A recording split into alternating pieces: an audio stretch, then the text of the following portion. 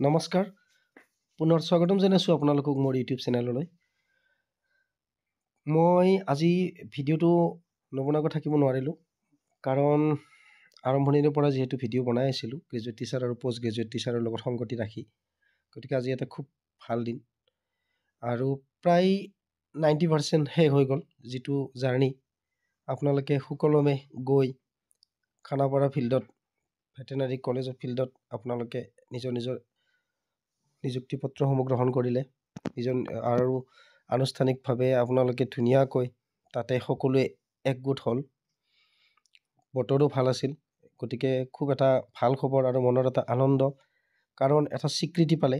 যদিও আপোনালোকে graduate teacher বা পষ্ট গ্ৰেজুৱেট টিচাৰত ছিলেক্ট হৈছিল, মানে এইটো এটা মানে কিছু হাঁহিও উঠে ভাবি চালে, আপোনালোকেও হাঁহিছিলে, কাৰণ পাছ কৰিও মানে এনেকুৱা ধৰণৰ মানে আমি চাকৰি এটা পাইছোঁ বুলি ক'ব পৰা বিধৰ নাছিল, কাৰণ তেতিয়ালৈকে কোনো কনফাৰ্মেশ্যনে নাছিল। কাৰণ ভেৰিফিকেশ্যনৰ ওপৰত ভেৰিফিকেশ্যন, NOC, ৰিভেৰিফিকেশ্যন, বিভিন্ন ষ্টেপ পাৰ হৈ আপোনালোকে অৱশেষত নিযুক্তি পত্ৰ লাভ কৰিবলৈ সক্ষম হ'ল।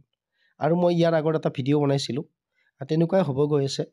আপোনালোকে 2খন নিযুক্তি পত্ৰ লাভ কৰিব এতিয়া, কাৰণ 2খন মানে আজি এখন পালে আপোনালোকে, তাতে এলটেড ডিষ্ট্ৰিক্ট থাকিল, আকৌ ডিষ্ট্ৰিক্টৰ পৰা IS অফিচৰ ফালৰ পৰা আপোনালোকে আৰু এখন পাব, তাতে আপোনালোকৰ প্লেচমেণ্টটো থাকিব, মানে স্কুল মেনশ্যন থাকিব।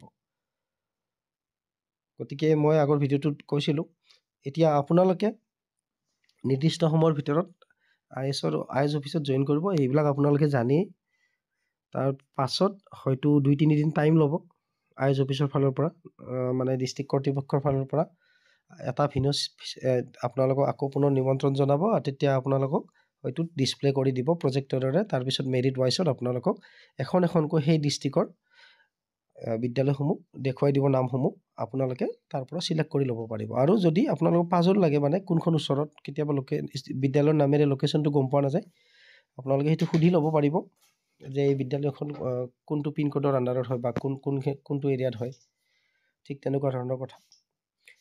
গতিকে পুনৰ এবাৰ শুভেচ্ছা জনালোঁ সকলো প্ৰাৰ্থীলৈ। আপোনালোকে অশেষ কষ্টৰ ফলত, অশেষ ধৈৰ্য, বিশেষকৈ ধৈৰ্যৰ কথাটো ক'ব লাগিব, অশেষ ধৈৰ্যৰ ফলত আপোনালোকে আজি এই নিযুক্তি পত্ৰ লাভ কৰিবলৈ সক্ষম হ'ল।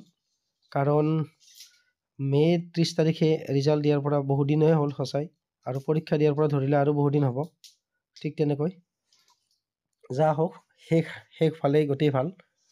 আপোনালোকৰ এই ষ্টেপটো আপোনালোকে এতিয়া পূৰা কৰিব।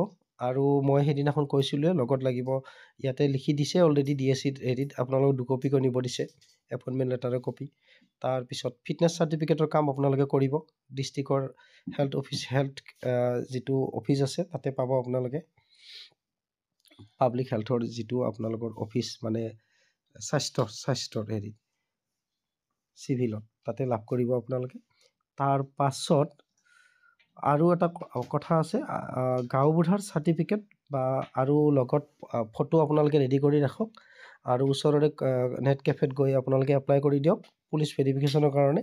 তাৰপিছত আপোনাৰ নাম্বাৰ এটা ওলাব, সেইমতে মৰ্মে আপোনালোক থানাৰ পৰা কল কৰিব, বা আপোনালোকে নিজে গৈ হ'লেও তাতে পুলিচ ভেৰিফিকেশ্যনৰ কাৰণে আপোনালোকৰ ডকুমেণ্টছ আৰু ফটোখিনি জমা দিব লাগিব। তাৰপিছত আকৌ 2 বা 3 দিন পিছত, কেতিয়াবা 2 দিন পিছতে হৈ যায়, আকৌ নেটতে আপোনালোকে দেখা পাব আপোনালোকৰ ভেৰিফিকেশ্যন ৰিপৰ্টটো। এইখিনি আপোনালোকে পাব। আৰু নতুনসকলে জইন কৰাৰ এমাহৰ ভিতৰত NPS আৰু প্ৰাণৰ কাৰণে এপ্লাই কৰিব। এমাহ নালাগে, 10-15 দিনৰ ভিতৰত এপ্লাই কৰিব। আৰু যিসকলে অলৰেডি NPSৰ আণ্ডাৰত আছে, বিভিন্ন পষ্টত কৰি আছে, তাতে আপোনালোকে ৰিলিজ লেটাৰ ওলাই ল'ব, বা কেতিয়াবা ৰিলিজ লেটাৰ ইছ্যু নকৰে, কিন্তু ৰেজিগনেশ্যন দিব স্কুলৰ ফৰৱাৰ্ডিং কৰি ISত বা DI অফিচত দি দিব। তাৰ পাছতে আপোনালোকে ফিন আছামৰ পৰা কিন্তু আপোনালোকৰ ডাটাখিনি ৰিমুভ কৰিব, আৰু লগতে শিক্ষা সেতুৰ পৰা ইনএক্টিভত আপোনালোকৰ নামটো থৈ দিব যদি আপোনালোকে টিচাৰ হয়, আগত কোনোবা স্কুলত কৰি আছে।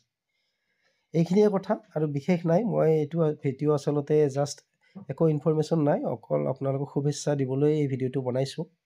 আৰু শিক্ষকতাৰ দৰে এটা মহান বৃত্তিত আপোনালোকে নিয়োজিত হৈছে, এইটো এটা খুবেই ভাল খবৰ, আৰু এইটো এটা গভীৰ দায়িত্ব। কাৰণ আমাৰ যিটো নেক্সট প্ৰজন্ম আপোনালোকে আগুৱাই লৈ যাব লাগিব। দেখাত সহজ যেন লাগে, কিন্তু এটা সঁচাই গধুৰ দায়িত্ব আৰু এটা মহান বৃত্তি। আৰু এই মহান বৃত্তিত যিসকল জড়িত হৈ আছে, তেওঁলোক মহান বুলিয়েই মই ক'ব লাগিব। আমাকো যিহেতু ছাৰ বাইদেউসকলে শিক্ষাগুৰুসকলে আমাক আজি যিটো ষ্টেজত আছোঁ ছাৰ বাইদেউসকলৰ অৱদানতে আমি পাইছোঁ, গতিকে আমি পাহৰি গ'লে নহ'ব। ঠিক তেনেকুৱা ধৰণৰ কথা। শেষত পুনৰ এবাৰ সকলোলৈকে শুভেচ্ছা জনালোঁ আৰু লগতে ভিডিঅ'টো শেষলৈকে চোৱাৰ বাবে ধন্যবাদ জনাই আজিৰ ভিডিঅ'টো ইয়াতে সামৰণি মাৰিলোঁ।